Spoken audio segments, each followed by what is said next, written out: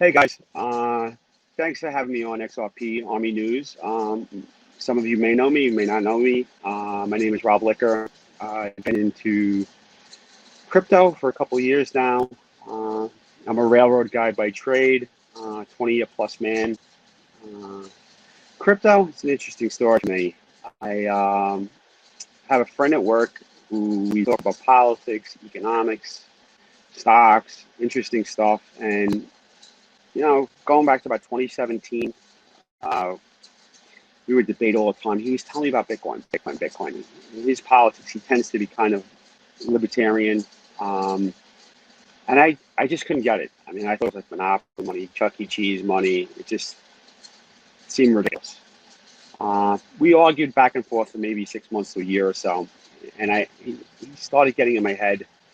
And then I found, by coincidence, on Netflix, banking on Bitcoin. And I watched it, and it was like napalm went off of my head.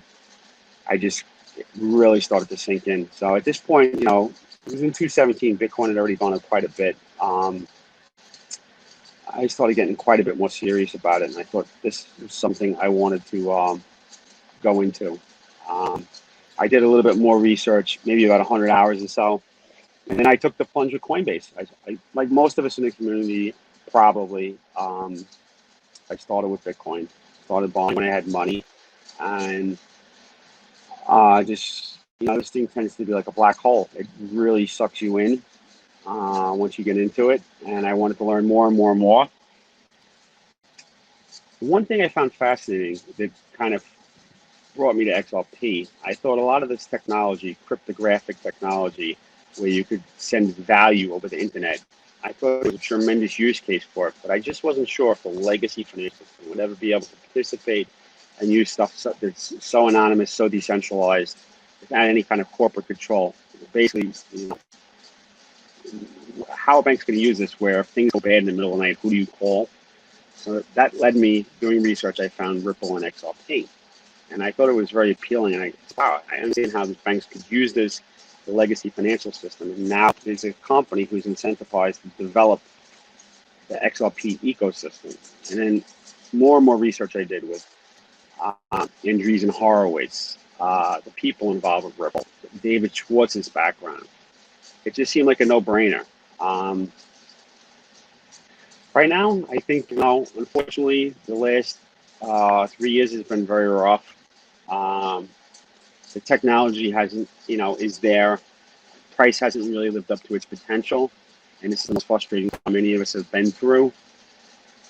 There are no real, right answers with this. I like to tell people it's not how much you can afford to lose, it's how much you can afford to hold.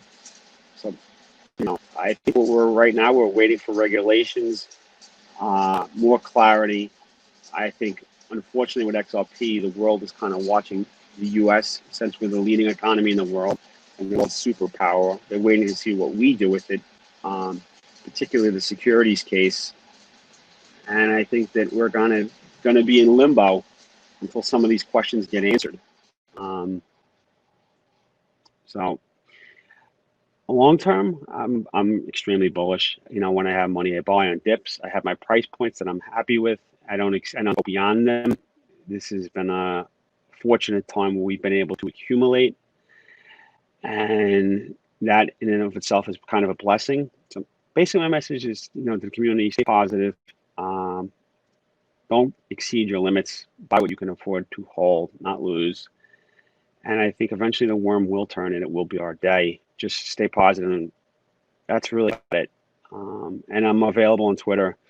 For better or worse, I went under my own name. This is me. I'm a real person. I'm not a bot or some creation. This is me. I'm just a regular guy, a rare guy. If people like my content, want to follow me, great. And if I can help out in any small way, I'm glad to be a part of the community, help in whatever way I can. So I appreciate your time, Scott. Thanks for having me. And that's about it.